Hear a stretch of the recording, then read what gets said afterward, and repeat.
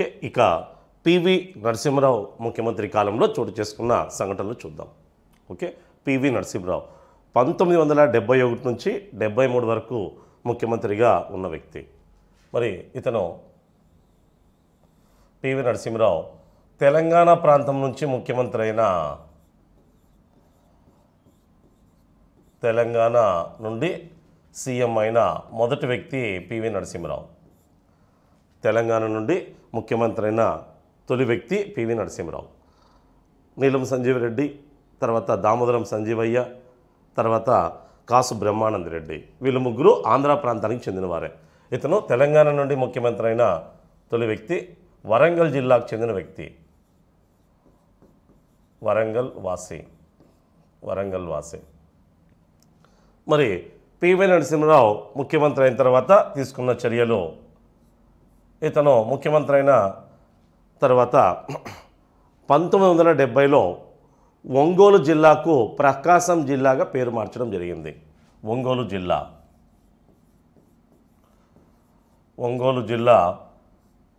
1970 ఫిబ్రవరిలో కాసు బ్రహ్మానంద రెడ్డి కాలంలో ఏర్పాటు చేయడం జరిగింది.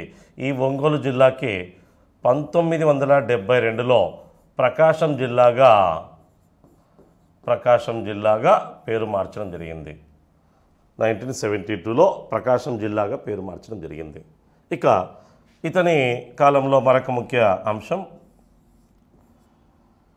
ఇతడు ల్యాండ్ సీలింగ్ యాక్ట్, భూ గరిష్ట పరిమితి చట్టాన్ని తీసుకొచ్చి భూముల కొనుగోలును నియంత్రించడం ప్రారంభించాడు, లేదా భూములో అన్యాక్రాంతం కావడాన్ని తీవ్రంగా వ్యతిరేకిస్తూ ఈ చట్టాన్ని చేయడం జరిగింది. ల్యాండ్ సీలింగ్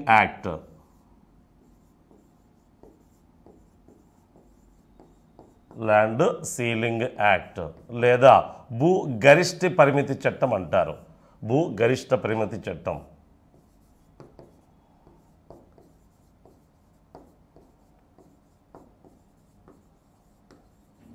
భూ గరిష్ట పరిమితి చట్టాన్ని తీసుకొచ్చి భూములు కొనుగోలును నియంత్రించడం ప్రారంభించాడు. ఇక దీంతోపాటు ముల్కీ నిబంధనలను ఖచ్చితంగా అమలు చేయడం ప్రారంభించాడు.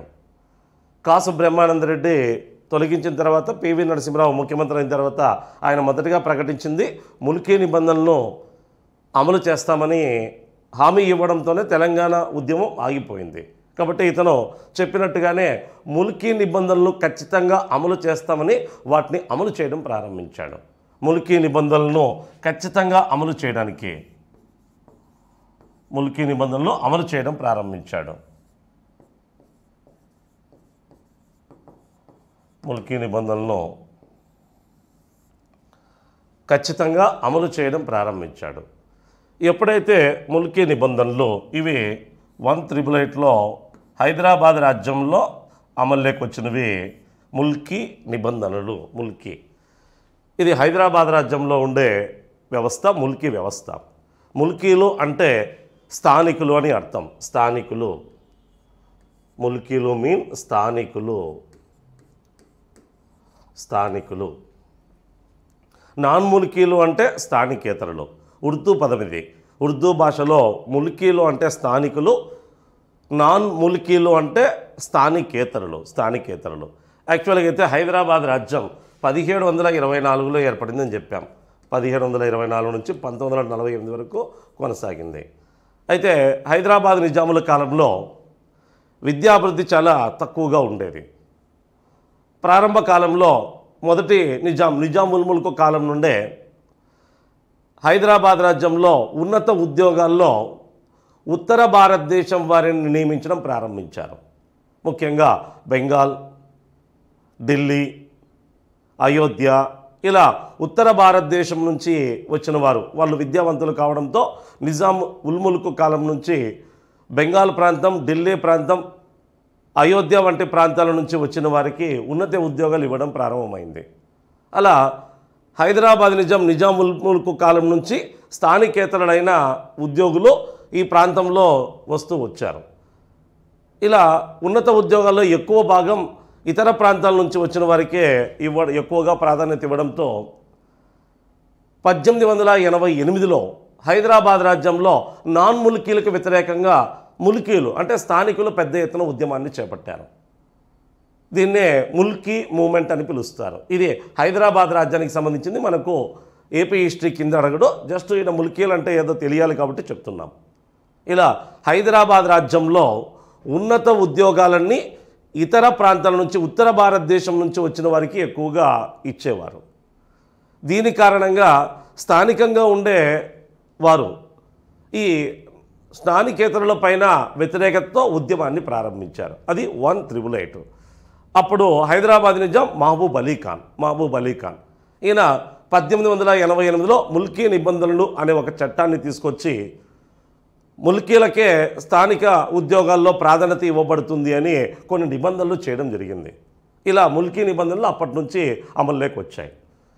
మరి ఆంధ్ర తెలంగాణ ప్రాంతం కలిపివేయడం పడిన తర్వాత ఈ తెలంగాణ ప్రాంతం వారు ఆంధ్ర ప్రాంతం నుంచి రాయలసీమ ప్రాంతం నుంచి వచ్చిన వారిని దాదాపుగా స్థానికేతరులుగానే భావించడం జరిగింది, నాన్ ముల్కీలుగానే భావించడం జరిగింది. మామూలుగా పెద్ద మనుషుల ఒప్పందంలో కూడా ఉద్యోగ విషయాల్లో కొన్ని ముఖ్యమైన అంశాలు కూడా కనిపిస్తాయి. జనాభా నిష్పత్తి ప్రకారం ఉద్యోగులను నియమించాలి.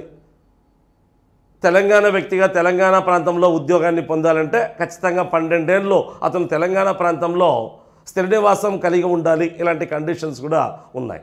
అంటే ముల్కీ నిబంధనల్లో కొన్ని అంశాలు పెద్ద మనుషుల ఒప్పందంలో ప్రతిపాదించడం జరిగింది.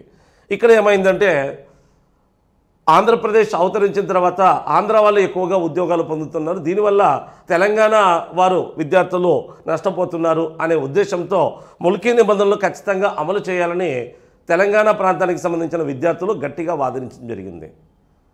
దాని కారణంగానే జై తెలంగాణ ఉద్యమం వచ్చింది. చివరికి ఈయన ముల్కీ నిబంధనలు అమలు చేస్తామని హామీ ఇచ్చాడు. అందుకు అనుగుణంగానే అమలు చేయడం ప్రారంభించాడు. ఖచ్చితంగా అమలు చేయడం ప్రారంభించడంతో వెంటనే ఆంధ్ర ఉద్యోగులు ముల్కీ నిబంధనలను వ్యతిరేకిస్తూ అమలు చేయడాన్ని వ్యతిరేకిస్తూ హైకోర్టుకి వెళ్ళారు. ముల్కీ నిబంధనలు అమలు చేయడం సరైనది కాదనే ఉద్దేశంతో ఆంధ్ర ప్రాంతానికి చెందిన ఉద్యోగులు హైకోర్టుకి వెళ్ళారు. మరి హైకోర్టు ఏం చేసిందంటే ఇది 1972లో చోటు చేసుకున్న సంఘటన. 1971లో ముల్కీ నిబంధనలు అమలు చేయడానికి ప్రయత్నించడంతో ఆంధ్ర ఉద్యోగులు ముల్కీ నిబంధనలు రాజ్యాంగ విరుద్ధమని హైకోర్టులో కేసు వేశారు. దీంతో హైకోర్టు ముల్కీ నిబంధనలు రాజ్యాంగ విరుద్ధమని తీర్పు ఇచ్చింది. అంటే ముల్కీ నిబంధనలు అమలు చేయడం రాజ్యాంగానికి విరుద్ధము అని తీర్పు ఇచ్చింది. దీంతో పివి నరసింహరావు ఎప్పుడైతే హైకోర్టు ఆ విధంగా ముల్కీ నిబంధనలు రాజ్యాంగ విరుద్ధమని తీర్పిచ్చిందో ప్రభుత్వం వెంటనే సుప్రీంకోర్టులో హైకోర్టు తీర్పును సవాల్ చేయడం జరిగింది.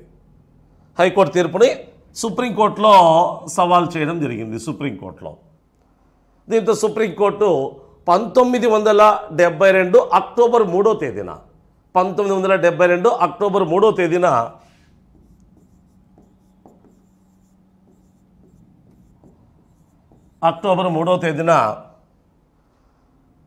ముల్కీ నిబంధనలు రాజ్యాంగబద్ధమే అని తీర్పిచ్చింది.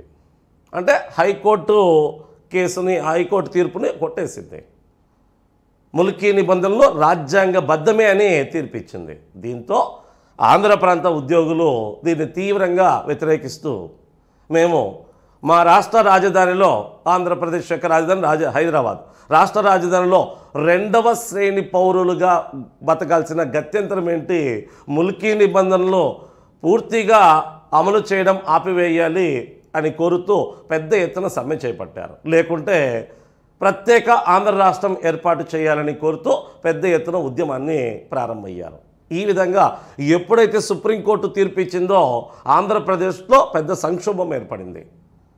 హైకోర్టు ఏమో ముల్కీ నిబంధనలు రాజ్యాంగ విరుద్ధం, వాటిని అమలు చేయకూడదు అని తీర్పిస్తే ప్రభుత్వము హైకోర్టు తీర్పును సుప్రీంకోర్టులో సవాల్ చేయడంతో సుప్రీంకోర్టు మాత్రం రాజ్యాంగబద్ధమైన తీర్పు ఇవ్వడంతో ఆంధ్ర ప్రాంతంలో తీవ్ర సంక్షోభ పరిస్థితులు ఏర్పడ్డాయి. ఆంధ్ర ఉద్యోగులు దీన్ని తీవ్రంగా వ్యతిరేకించారు. మేము మా ఆంధ్ర రాష్ట్రంలో, మా ఆంధ్రప్రదేశ్లో, మా రాజధానిలో మేము రెండవ శ్రేణి పౌరులుగా, ద్వితీయ శ్రేణి పౌరులుగా బతకాల్సిన గత్యంతరం ఏంటి అని తీవ్రంగా వ్యతిరేకించిన ఉద్యోగులు మరియు విద్యార్థి సంఘ విద్యార్థులు ఈ ముల్కీ నిబంధనలో పూర్తిగా అమలు చేయడం ఆపివేయాలని, లేకుంటే ప్రత్యేక ఆంధ్ర రాష్ట్రాన్ని ఏర్పాటు చేయాలని కోరుతూ పెద్ద ఎత్తున ఉద్యమానికి దిగారు. ఇదే జై ఆంధ్ర ఉద్యమం పేరుతో ప్రారంభమైంది. ఇలా సుప్రీంకోర్టు తీర్పు ఆంధ్రదేశంలో సంక్షోభాన్ని సృష్టించడంతో పాటు ఆంధ్ర ప్రాంతం వారు జై ఆంధ్ర ఉద్యమానికి సిద్ధమయ్యారు. ఇలా పివి నరసింహరావు కాలంలో వచ్చిన ఉద్యమం జై ఆంధ్ర ఉద్యమం.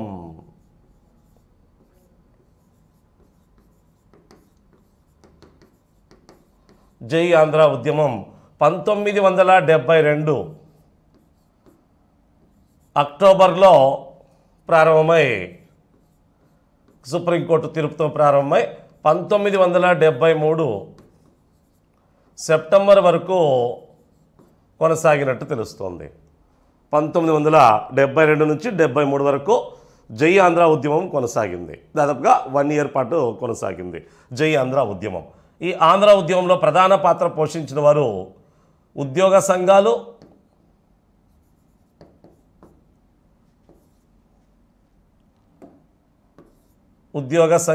మరియు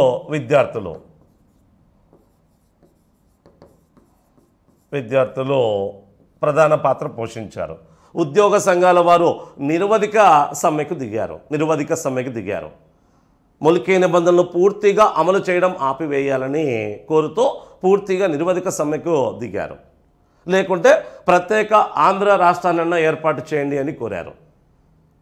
మా రాజధానిలో మేము రెండవ శ్రేణి పౌరులుగా, ద్వితీయ శ్రేణి పౌరులుగా బతకాల్సిన గత్యంతరం మాకు అవసరం లేదు. ముల్కీ నిబంధనలు రద్దన్నా చేయాలి, లేకుంటే ప్రత్యేక ఆంధ్ర రాష్ట్రాన్ని ఏర్పాటు చేయాలని కోరుతూ పెద్ద ఎత్తున ఉద్యోగులు సమ్మెకు దిగారు. ఇక విద్యార్థి సంఘాలు, విద్యార్థులు పెద్ద ఎత్తున ఈ ఉద్యమంలో పాల్గొన్నారు. అంతేకాకుండా బంద్కు కూడా పిలుపునివ్వడం జరిగింది. మరి ఈ సమయంలో ఆంధ్రప్రదేశ్ శాసన మండలిలో స్పీకర్గా ఉన్న, ఆంధ్రప్రదేశ్ శాసన సభ స్పీకర్గా ఉన్న బివి సుబ్బారెడ్డి తన స్పీకర్ పదవికి రాజీనామా చేసి డిసెంబర్లో తిరుపతిలో పెద్ద సమావేశాన్ని ఏర్పాటు చేసి జై ఆంధ్ర ఉద్యమానికి నేతృత్వం వహించాడు. మరి ఈ జై ఆంధ్ర ఉద్యమంలో ప్రధాన పాత్ర పోషించిన వారైతే ఉద్యోగ సంఘాలు, విద్యార్థులు. మరి జై ఆంధ్ర ఉద్యమానికి నాయకత్వం వహించిన వారిలో ముఖ్యులు బివి సుబ్బారెడ్డి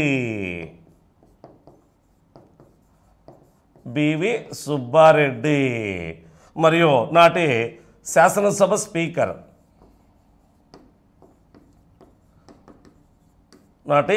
ఆంధ్రప్రదేశ్ శాసనసభ స్పీకర్ తన పదవికి రాజీనామా చేసి ప్రత్యేక ఆంధ్రోద్యమానికి, జై ఆంధ్ర ఉద్యమానికి నాయకత్వం వహించాడు. మరొక వ్యక్తి వసంత నాగేశ్వరరావు అనే వ్యక్తి.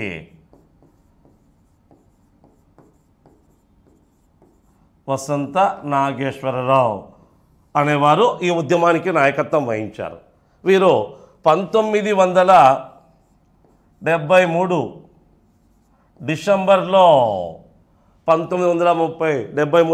డిసెంబర్లో తిరుపతిలో సమావేశాన్ని ఏర్పాటు చేసి 1973 డిసెంబర్ 31 డేట్ అవసరంలో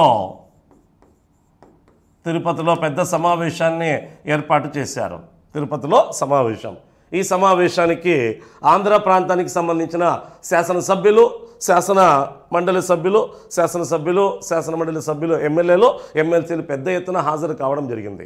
ఈ సమావేశంలోనే ప్రత్యేక ఆంధ్ర రాష్ట్రం కోసం, ప్రత్యేక ఆంధ్ర ప్రాంతం కోసం ఎమ్మెల్యేలు, ఎమ్మెల్సీలు తమ పదవులకు రాజీనామా చేసి జై ఆంధ్ర ఉద్యమంలో పాల్గొనాలని పిలుపునివ్వడం జరిగింది. తిరుపతి సమావేశంలో బివి సుబ్బారెడ్డి, వసంత నాగేశ్వరరావులు ఆంధ్ర ప్రాంతానికి సంబంధించిన ఎమ్మెల్యేలు, ఎమ్మెల్సీలు పెద్ద ఎత్తున సమావేశానికి వచ్చారు. వీరంతా తమ పదవులకు రాజీనామా చేసి, ఎమ్మెల్యే, ఎమ్మెల్సీల పదవులకు రాజీనామా చేసి జై ఆంధ్ర ఉద్యమంతో ఉద్యమించాలని పిలుపునివ్వడం జరిగింది. దీంతో చాలామంది ఎమ్మెల్యేలు, ఎమ్మెల్సీలు తమ పదవులకు రాజీనామా చేసి జై ఆంధ్ర ఉద్యమంలో పాల్గొన్నారు. ఇలాంటి సమయంలో కేంద్ర ప్రభుత్వం జోక్యం చేసుకుని 1972లో 1972 డిసెంబర్లోనే ఈ సమావేశం 1972 1972 డిసెంబర్ 31 తిరుపతిలో సమావేశం. మరి ఈ సమయంలోనే కేంద్రం జోక్యం చేసుకుని పంచసూత్రాల పథకం పేరుతో ముల్కీ నిబంధనలు రాజధాని నగరంలో 1977 వరకు అమల్లో ఉంటాయి, తెలంగాణ ప్రాంతంలో 1980 వరకు అమల్లో ఉంటాయని తెలిపింది. అంటే ఉద్యమాన్ని ఎలా అయినా ఆపించాలనే ఉద్దేశంతో కేంద్రం జోక్యం చేసుకొని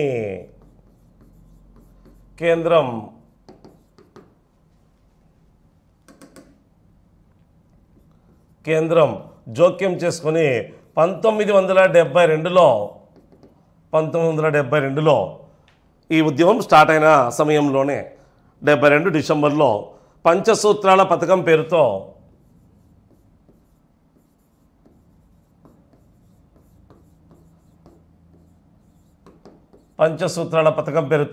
ముల్కీ నిబంధనలు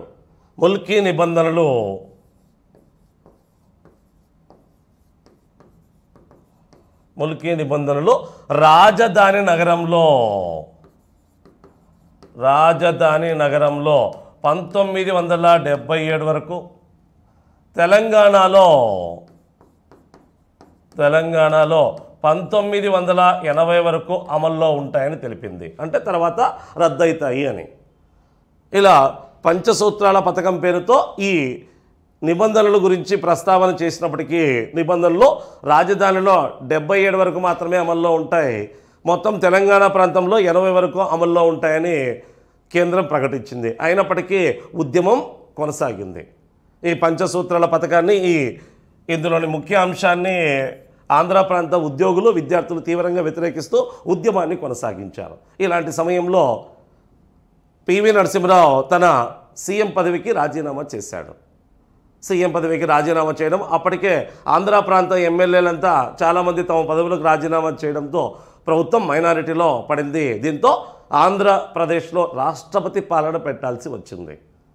పివి నరసింహరావు ఈ ఉద్యమం కారణంగా 1973 జనవరి 17వ తేదీన తన పదవికి రాజీనామా చేశాడు.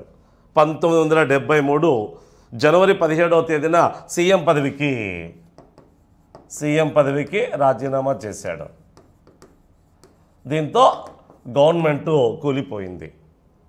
ఇక చాలామంది ఎమ్మెల్యేలు ఎమ్మెల్సీలు ఆంధ్ర ప్రాంతం వారంతా తమ పదవులకు రాజీనామా చేసి జై ఆంధ్ర ఉద్యమంలో పాల్గొనడం వల్ల ఇక్కడ ప్రభుత్వం మైనారిటీలో పడడంతో తప్పని పరిస్థితుల్లో రాష్ట్రపతి పాలన పెట్టాల్సి వచ్చింది.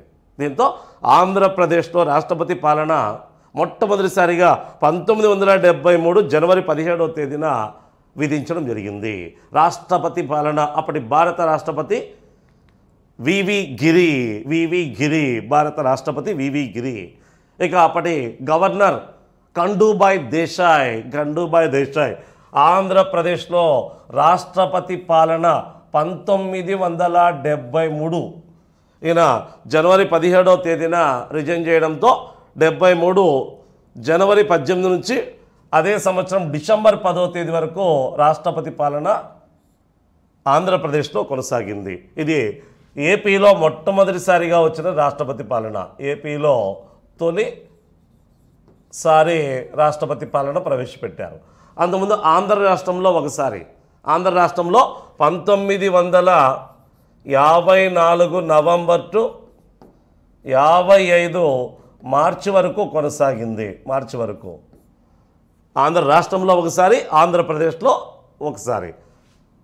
మొదటిసారిగా ఆంధ్రప్రదేశ్లో, ఉమ్మడి ఆంధ్రప్రదేశ్లో అయితే 2 సార్లు, ఇది మొదటిసారి. మళ్ళీ 2014లో మార్చి 1వ తేదీన 2014 మార్చి 1 నుంచి జూన్ 8 వరకు మరి రెండోసారి ఆంధ్రప్రదేశ్లో రాష్ట్రపతి పాలన విధించడం జరిగింది. ఓకే, ఇలా రాష్ట్రపతి పాలన పెట్టడం జరిగింది. అప్పుడు భారత రాష్ట్రపతి వరాహగిరి వెంకటగిరి వివి గిరి గారు అప్పటి భారత రాష్ట్రపతి. ఇక రాష్ట్రపతి పాలనలో రాష్ట్ర పరిపాలన ఎవరి చేతుల్లో ఉంటుంది అంటే గవర్నర్ అధికారంలో ఉంటుంది. అప్పటి గవర్నర్ కండూబాయ్ కసంజీ దేశాయ్ కండూబాయ్ దేశాయ్ అంటారు, Khandubhai Kasanji Desai. Governor very important. ఈ రాష్ట్రపతి పరిపాలన సమయంలో governor, Andhra Pradesh governor, AP governor కండూబాయ్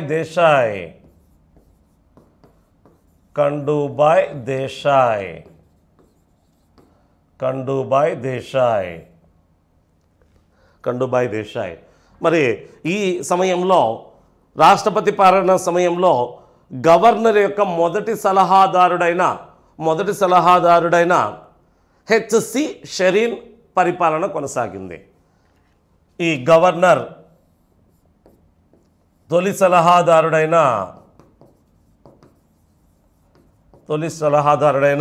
HC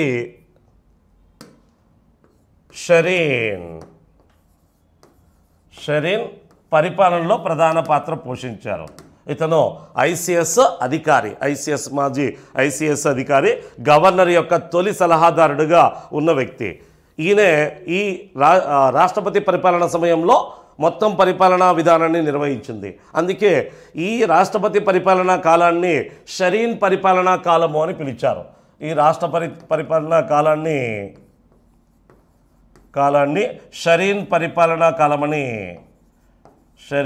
పాలనా కాలమని పిలిచారు. ఇలా రాష్ట్రపతి పాలన ఆంధ్రప్రదేశ్లో మొట్టమొదటి రాష్ట్రపతి పాలన ప్రవేశపెట్టినప్పుడు గవర్నర్ ఎవరంటే కండూబాయ్ దేశాయ్. భారత రాష్ట్రపతి ఎవరంటే వివి గిరి, వరాహగిరి, వెంకటగిరి. ఇక భారత ప్రధానమంత్రి అయితే ఇందిరాగాంధీ ప్రధానమంత్రిగా ఉన్న సమయంలో ఆంధ్రప్రదేశ్లో రాష్ట్రపతి పాలన ప్రవేశపెట్టడం జరిగింది. ఈ టైంలో కేంద్రం మీద కొంతమంది ఆంధ్ర వారు ఒత్తిడి చేశారు, ఆంధ్రప్రదేశ్ని విడదీయండి అని. విడదీస్తే మళ్ళీ లేనిపోని సమస్యలు వస్తాయి, ఆంధ్ర తెలంగాణ ప్రాంతం కలిసి ఉండడమే ఉత్తమము అని ఇందిరాగాంధీ భావించింది. మరలా రెండు ప్రాంతాలుగా విభజిస్తే తలెత్తే సమస్యలు ఇబ్బందిని ఫేస్ చేస్తాయి, కాబట్టి కలిపే ఉంచాలని గట్టిగా భావించింది ఇందిరాగాంధీ. చివరికి ఈ ఉద్యమాన్ని అంతం చేయడానికి 1973 సెప్టెంబర్లో కేంద్ర ప్రభుత్వం 6 సూత్రాల పథకాన్ని ప్రతిపాదించింది. ఈ రాష్ట్రపతి పాలన కొనసాగుతున్న సమయంలోనే ఇక కేంద్ర ప్రభుత్వం అప్పటికి ఉద్యమం కొనసాగుతూనే ఉంది. ఉద్యమం దాదాపుగా 1972 అక్టోబర్ నుంచి 73 సెప్టెంబర్లో ఒక కేంద్రం ఆంధ్ర ప్రాంత ఉద్యోగాన్ని అంతం చేయడానికి ఒక పథకాన్ని ప్రవేశపెట్టింది. అంతకుముందు పంచసూత్రాల పథకం పేరుతో ముల్కీ నిబంధనల పైన కొన్ని ప్రతిపాదనలు చేసింది, కానీ అంగీకరించలేదు. ఈసారి 1973 సెప్టెంబర్లో కేంద్ర ప్రభుత్వం 6 సూత్రాల పథకాన్ని ప్రతిపాదించింది. 6 సూత్రాల పథకం. ఈ 6 సూత్రాల పథకంలోని ముఖ్య అంశాలు, ఆ 6 సూత్రాల పథకం తర్వాత ఆంధ్రలో కూడా కొంత శాంతించి ఉద్యమాన్ని నిలిపివేశారు. మరి 6 సూత్రాల పథకం 1973 సెప్టెంబర్ 21వ తేదీన ప్రకటించబడినట్టు తెలుస్తోంది. 6 సూత్రాల పథకం ఇంపార్టెంట్. ఇందులో ఉండే విషయాలు ఐడియా ఉండాలి. తెలంగాణ ఉద్యమాన్ని అంతమొందించుటకు కేంద్రం 8 సూత్రాల పథకాన్ని ప్రతిపాదించింది. 8 సూత్రాలు 8 సూత్రాలు. ఆ 8 సూత్రాలు మనకు అవసరం లేదు, కానీ ఆంధ్ర ఉద్యమం నిలిపివేయాలనే ఉద్దేశంతో కేంద్రం ప్రకటించిన ఈ 6 సూత్రాలు ఐడియా ఉండాలి. మరి 6 సూత్రాల్లో మొదటిది చూడండి. మొదటిది, తెలంగాణ ప్రాంతీయ అభివృద్ధి మండలి సూచన మేరకు ముల్కీ నిబంధనలు రద్దు చేయబడతాయి. ఎవరి సూచన మేరకు? తెలంగాణ ప్రాంతీయ అభివృద్ధి మండలి. ఈ తెలంగాణ ప్రాంతీయ అభివృద్ధి మండలి ఎప్పుడు ఏర్పడింది?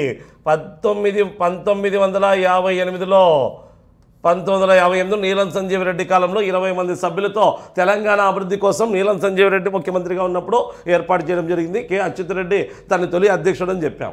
ఇది తెలంగాణ అభివృద్ధి కోసం కొనసాగేది. అందుకే తెలంగాణ ప్రాంతీయ అభివృద్ధి మండలి సూచన మేరకు ముల్కీ నిబంధనలు రద్దు చేయబడతాయని ప్రకటించింది 6 సూత్రాల్లో. రెండవది, సివిల్ అసిస్టెంట్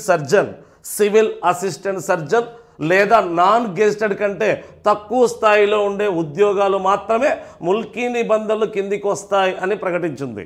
అంటే సివిల్ సర్జన్ స్థాయి ఉద్యోగాలు లేదా నాన్ గెస్టెడ్ స్థాయి కంటే తక్కువ ఉన్న ఉద్యోగాల్లో మాత్రమే ముల్కీ నిబంధనలు ఉంటాయి.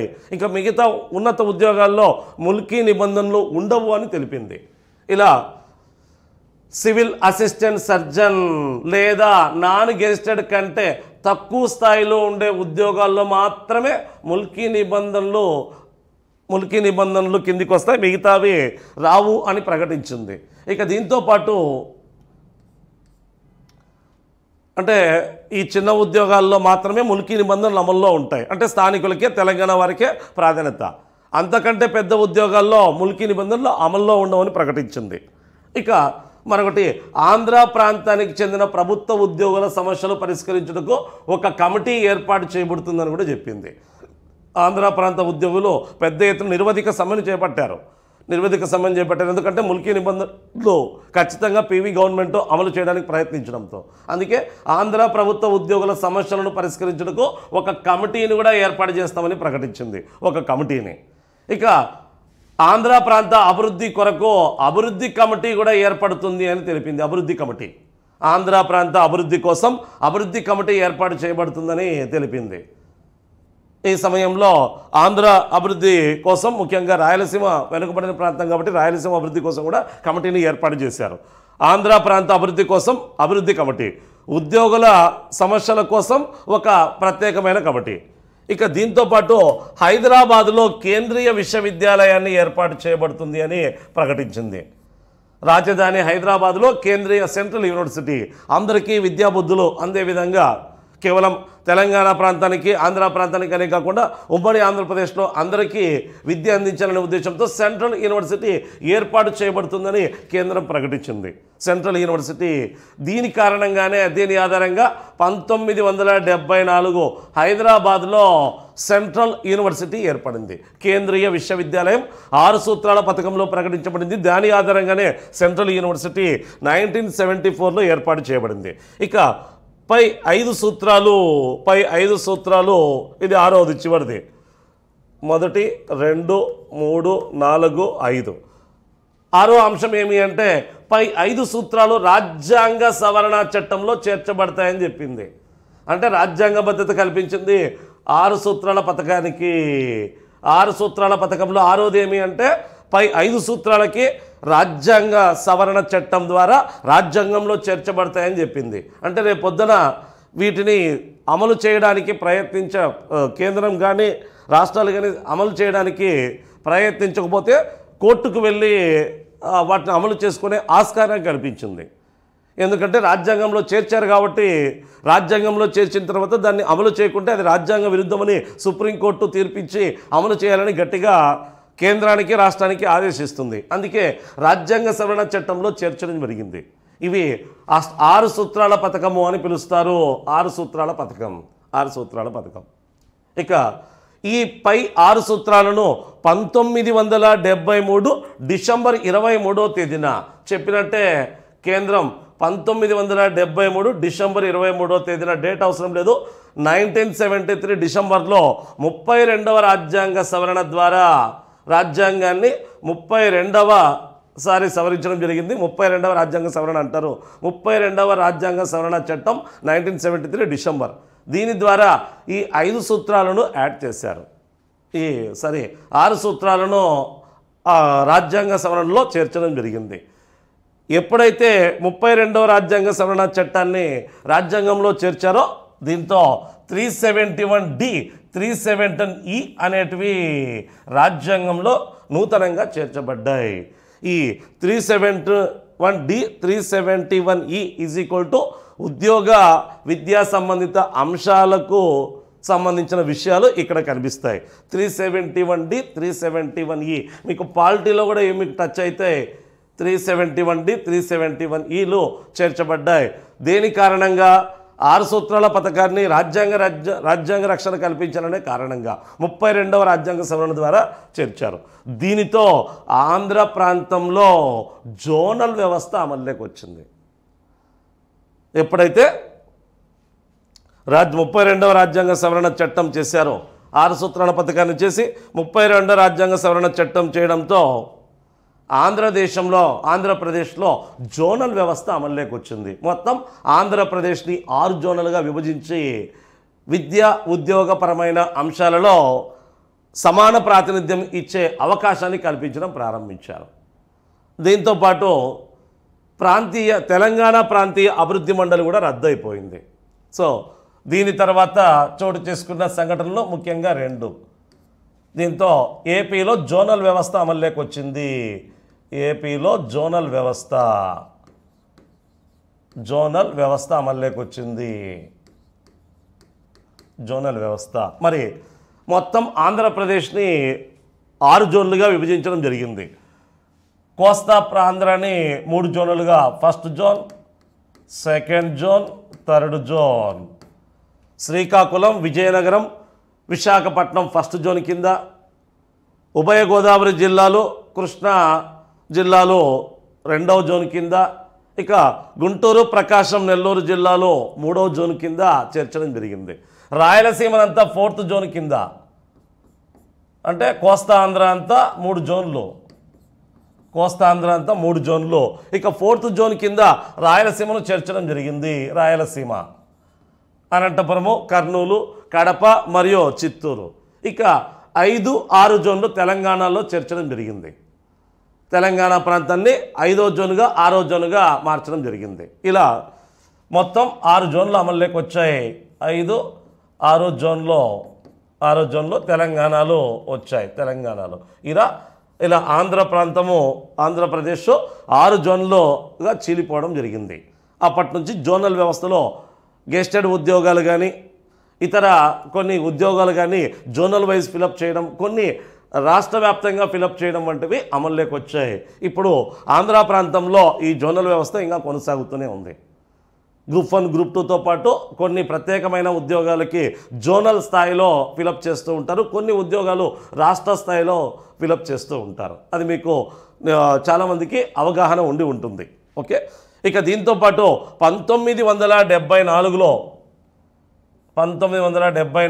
జనవరి 1వ తేదీన జోనల్ వ్యవస్థ అమల్లోకి వచ్చిన వెంటనే తెలంగాణ ప్రాంతీయ అభివృద్ధి మండలి రద్దయిపోయింది. తెలంగాణ ప్రాంతీయ అభివృద్ధి మండలి రద్దు కావడం జరిగింది. ఇలా పివి నరసింహరావు కాలంలో చోటు చేసుకున్న సంఘటనలు ఇవి. అత్యంత ముఖ్యమైనది జై ఆంధ్ర ఉద్యమం.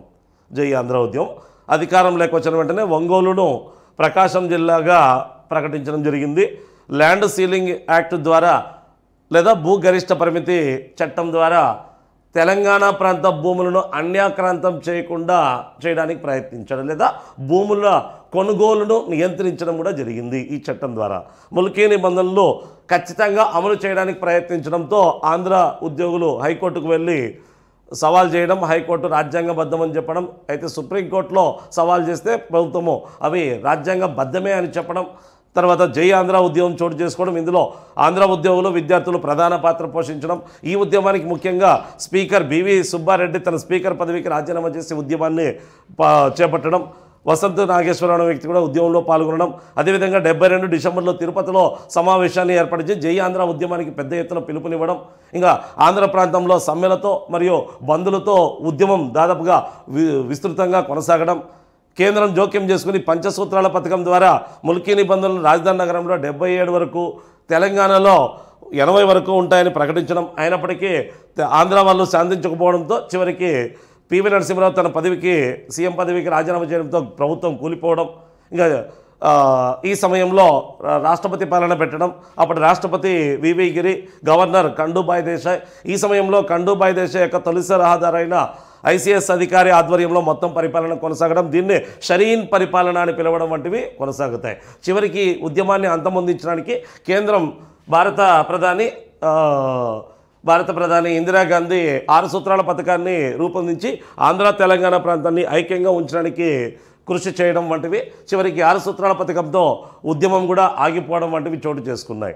6 సూత్రాల పథకాన్ని 32వ రాజ్యాంగ సవరణ ద్వారా భారత రాజ్యాంగంలో చేర్చడం వంటివి చోటు చేసుకున్నాయి. దీనివల్ల జోనల్ వ్యవస్థ అమల్లోకి వచ్చింది. తెలంగాణ ప్రాంతీయ అభివృద్ధి మండలి రద్దయిపోయింది. ఇవి ఈయన కాలం నాటి అత్యంత ముఖ్యమైన విషయాలు. ఇక దీని తర్వాత పివి నరసింహరావు సీఎం పదవికి రాజీనామా చేయడంతో రాష్ట్రపతి పాలన పెట్టారు. ఇక ఎప్పుడైతే ఉద్యమం ఆగిపోయిందో వెంటనే కేంద్ర ప్రభుత్వము జలగం వెంగళరావుని ఆంధ్రప్రదేశ్ ముఖ్యమంత్రిగా నియమించింది. జలగం వెంగళరావు పివి నరసింహరావు తర్వాత ముఖ్యమంత్రి అయిన వ్యక్తి, తెలంగాణ నుండి ముఖ్యమంత్రి అయిన రెండో వ్యక్తి. ఇక జలగం వెంగళరావు తర్వాత వచ్చిన ముఖ్యమంత్రులు చూద్దాం.